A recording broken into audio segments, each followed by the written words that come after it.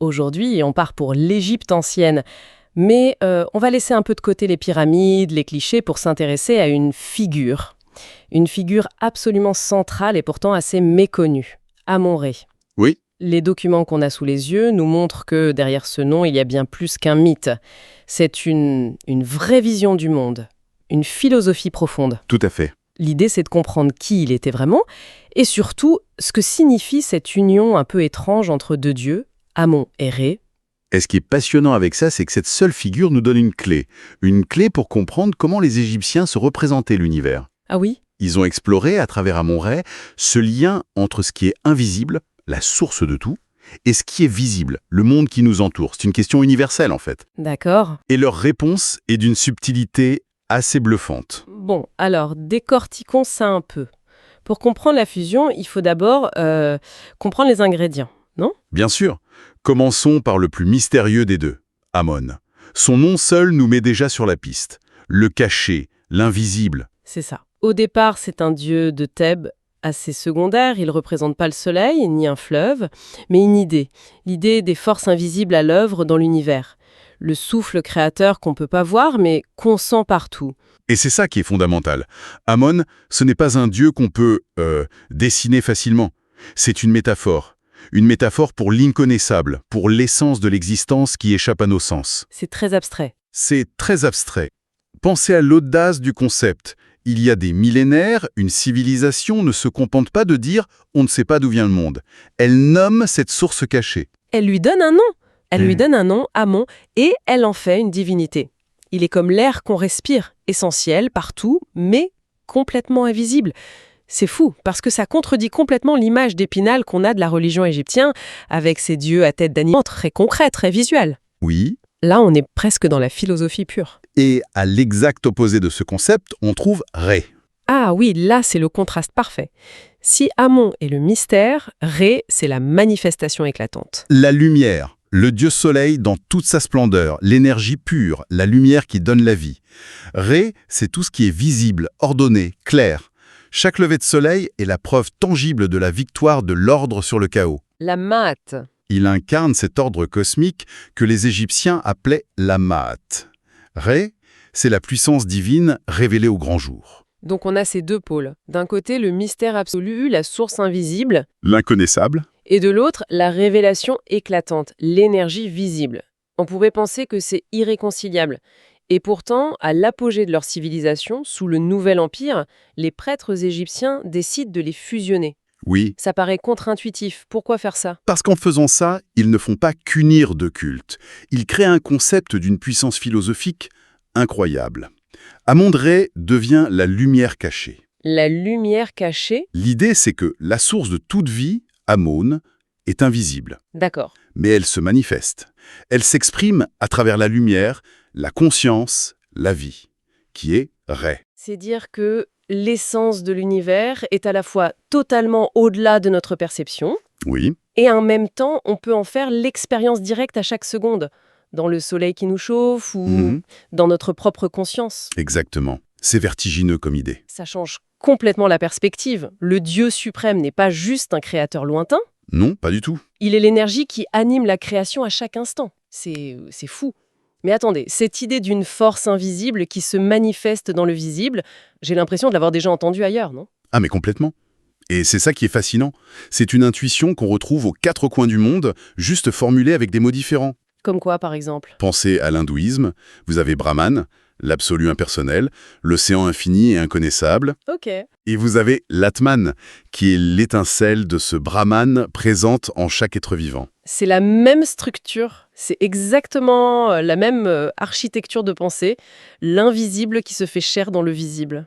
Incroyable. C'est donc une intuition humaine, universelle, que les Égyptiens ont conceptualisée à leur manière, avec leurs symboles. Exactement.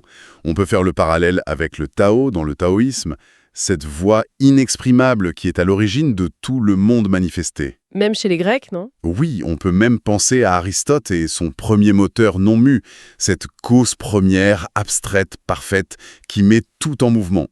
Et bien sûr, dans les religions monothéistes, on a cette tension entre le Dieu transcendant qu'on ne peut pas représenter, Et sa parole, le verbe. et sa parole, le Verbe, qui se manifeste dans le monde. Amon-Ra, c'est la version égyptienne de cette grande idée. Et ils l'ont mise en scène de manière magnifique, à travers le mythe du voyage quotidien d'Amon-Rê. C'est une histoire qui se répète, chaque jour. Oui. Le matin, il naît sous la forme de Khépri, le scarabée qui pousse le disque solaire. C'est le symbole de la renaissance, de la jeunesse. C'est le potentiel à l'état pur, l'énergie du commencement. Voilà. Puis, à midi, il atteint son apogée. Il errait dans toute sa puissance, au zénith. Il inonde le monde de sa lumière. La pleine conscience, la vie à son maximum. Et le soir, il vieillit. Il devient Atoum, le soleil couchant, sage, fatigué, qui achève son cycle avant de plonger dans l'inconnu. Mais l'histoire ne s'arrête pas là. Non, c'est là que le plus dur commence. C'est l'épreuve de la nuit. Pendant la nuit, il doit traverser le monde souterrain, la Douette. C'est un voyage périlleux dans les ténèbres, où il doit affronter son ennemi juré, le serpent Apophis. L'incarnation du chaos primordial. Chaque nuit, Apophis tente d'avaler le soleil pour anéantir la création. Et chaque nuit, Amon-Ra doit le vaincre pour pouvoir renaître en Khépri le lendemain matin. Une victoire qui n'est jamais acquise. Jamais. Et si on prend un peu de recul, on voit bien que ce n'est pas juste une histoire pour expliquer le lever du soleil. C'est une carte de notre propre psychologie. Comment ça? Ce cycle, c'est celui de la vie, de la mort et de la renaissance. C'est une métaphore de la lutte que chacun connaît, non? La tendance à l'autosabotage, au désespoir. Nos propres serpents du chaos. Nos propres serpents du chaos qu'il faut vaincre chaque matin juste pour commencer la journée. Vénérer Amon-Ra, c'était pas juste prier le soleil, c'était honorer ce cycle éternel de la conscience qui doit sans cesse lutter contre ses propres ténèbres pour retrouver la lumière. C'est une histoire magnifique, mais si on essaye d'en tirer l'essence, qu'est-ce que les Égyptiens essayaient de se dire à eux-mêmes chaque jour en regardant le soleil? Qu'est-ce que ça nous apprend sur leur façon de voir la vie? Alors la première leçon, je pense, la plus fondamentale, c'est celle d'Amon, la réalité la plus profonde et invisible. D'accord. La vérité ultime ne se voit pas avec les yeux, elle se ressent. Le monde est bien plus vaste et mystérieux que ce que nos sens nous en disent. Et la deuxième leçon, du coup, c'est celle de Rê, que tout ce qu'on perçoit de beau, de vrai, de vivant dans le monde... La lumière, la sagesse, la conscience. Oui, Ce n'est que le rayonnement de cette source invisible. La lumière visible est la preuve de l'existence de la lumière cachée. c'est ça. Ce qu'on voit n'est pas la source, c'est son expression. Et il y a un troisième enseignement qui est au cœur de toute la pensée égyptienne, l'importance de préserver Ma'at. L'harmonie. L'harmonie, l'équilibre. Amon-Rê n'est pas un dieu arbitraire. Il est le garant de cet ordre cosmique. Et ça se traduit par une éthique très concrète. Le devoir de chaque être humain est de participer activement au maintien de cet équilibre. Par ses actions, ses pensées. Par ses actions, ses pensées, sa droiture. L'harmonie du monde n'est pas un acquis, c'est une responsabilité partagée. C'est une charge immense. Et ça nous amène à la dernière idée, qui est peut-être la plus intime et la plus puissante de toutes.